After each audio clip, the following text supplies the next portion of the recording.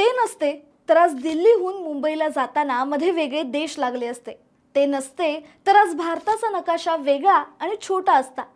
ते नसते तर कदाचित भारत देश तुकड्या तुकड्यांमध्ये विभागलेला असता। ते होते म्हणून आजचा भारत अखंड देश म्हणून उभा आहे। 560 पेक्षा जास्त संस्थानांचं एकत्रीकरण करून भारताला एका देशाचं स्वरूप देणारे ते म्हणजेच लोहपुरुष सरदार वल्लभभाई पटेल। पण त्यांनी हे कसं साध्य केलं? तत्कालीन 562 संस्थानं भारतात विलीन कशी झाली जाणून घेऊया या व्हिडिओच्या माध्यमातून। नमस्कार, तुम्ही पाहताय गाजावाजा।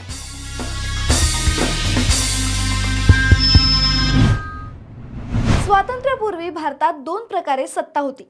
काही ठिकाणी ब्रिटिशांची थेट राजवट होती आणि काही ठिकाणी होते प्रिन्सली स्टेट्स, जिथे स्थानिक राजा राज्य करत होते। पण हे राजा सुद्धा ब्रिटिशांच्याच अधीन होते। ब्रिटिशांचेच आदेश त्यांना पाळावे लागायचे।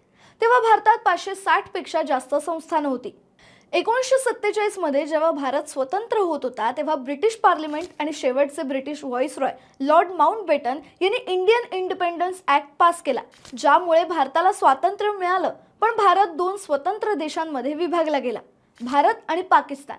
आणि दुसरं म्हणजे या दोन्ही देशांमध्ये स्वातंत्र्यापूर्वी जे प्रिन्सली स्टेट्स म्हणजे संस्थानं होती त्यांना या ॲक्टनुसार 3 पर्याय देण्यात आले। एकतर त्यांनी भारतात विलीन व्हावं किंवा पाकिस्तानात, आणि तिसरा पर्याय तो म्हणजे त्यांनी स्वतंत्र राष्ट्र म्हणून राहावं। 560 पेक्षा जास्त संस्थानांना भारतात विलीन करणं अत्यंत कठीण काम होतं। पण ही जबाबदारी उचलली भारताचे पहिले उपपंतप्रधान आणि गृहमंत्री सरदार वल्लभभाई पटेल यांनी।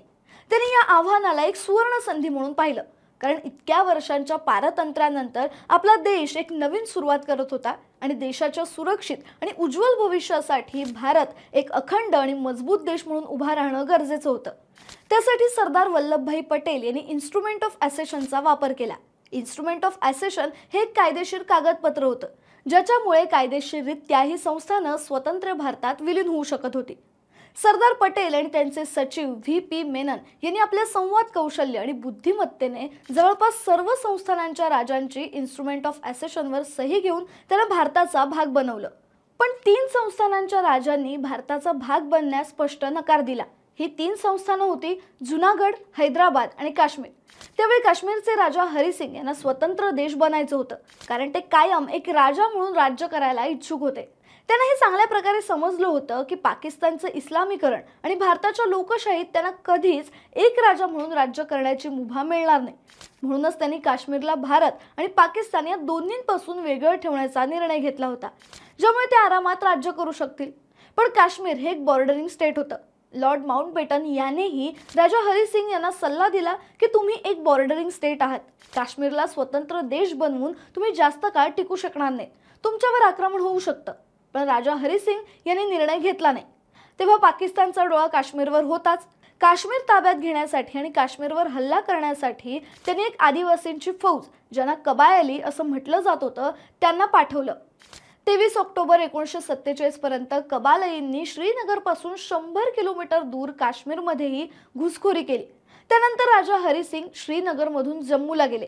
तेव्हा या कबायली सैन्याला रोखण्यासाठी काश्मीरचे ब्रिगेडियर राजेंद्र सिंग आपल्या छोट्याशा सैन्यासोबत तयार होते। त्यांनी या पाकिस्तानच्या कबायली सैन्याला रोखण्याचा प्रयत्न केला, त्यातच ते शहीद झाले। पण ब्रिगेडियर राजेंद्र सिंग यांच्या प्रयत्नांमुळे राजा हरिसिंग यांना काश्मीर वाचवण्यासाठी 2 दिवसांचा अधिक वेळ मिळाला। राजा हरिसिंग यांनी सरदार पटेल यांचे सचिव व्ही.पी. मेनन यांच्याकडे मदत मागितली। मेनन दिल्लीला गेले आणि तिथे सरदार पटेल आणि नेहरू यांची त्यांनी भेट घेतली। तेव्हा लॉर्ड माउंटबॅटन यांनी सांगितलं की काश्मीर भारताचा भागच नाही, तर तिथे भारतीय सैनिक पाठवणं चुकीचं ठरेल। हे युद्ध आंतरराष्ट्रीय स्तरावर जाईल। तेव्हा सरदार पटेल आणि व्ही.पी. मेनन यांनी राजा हरिसिंग यांना समजावून त्यांची इन्स्ट्रुमेंट ऑफ ॲसेशनवर सही घेतली। त्यामुळे 26 ऑक्टोबरच्या रात्री काश्मीर भारताचा भाग बनलं। अशाच प्रकारे जुनागडचा नवाब मोहम्मद खान हा सुद्धा जुनागडला भारताचा भाग बनवण्यास नकार देत होता। जेव्हा केव्हा सरदार पटेल यांचे सचिव व्ही.पी. मेनन या नवाबाला भेटायला जात होते, तेव्हा तो नेहमी काही ना काही कारण देऊन ही भेट टाळायचा। त्यानंतर त्याने पाकिस्तानसोबत हात मिळवणी करून जुनागडला पाकिस्तानात विलीन करण्याचा निर्णय घेतला। पण सरदार पटेल यांना हे मान्य नव्हतं, कारण यामुळे गुजरातमध्ये धार्मिक तणाव वाढण्याची भीती होती। भारताने जुनागडला इंधन आणि कोळसा पुरवठा थांबवला, हवाई आणि पोस्टल संपर्क तोडले, जुनागडच्या सीमेवर सैन्य पाठवलं गेलं।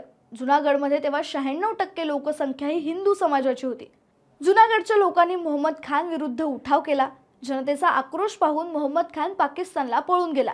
त्यानंतर जुनागड संस्थानाचे दिवाण शाहनवाज भुट्टो यांनी भारतात जुनागड समाविष्ट करण्यासाठी सहमती दर्शवली. त्यानंतर जुनागडमध्ये निवडणूक घेतली गेली, ज्यात 91% लोकांनी जुनागडला भारतात विलीन करण्यास सहमती दर्शवली आणि अखेर 1948 साली जुनागड भारताचा एक भाग बनलं.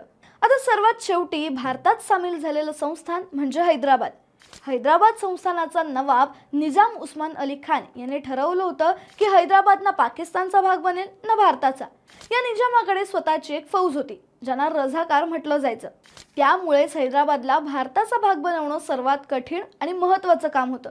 सरदार पटेल यांना चिंता होती की भारताच्या मध्यभागी एक स्वतंत्र देश असणं भारताच्या अंतर्गत सुरक्षेसाठी एक धोका आहे. म्हणून सरदार पटेल कोणत्याही परिस्थितीत हैदराबादला भारताचा भाग बनवू इच्छित होते.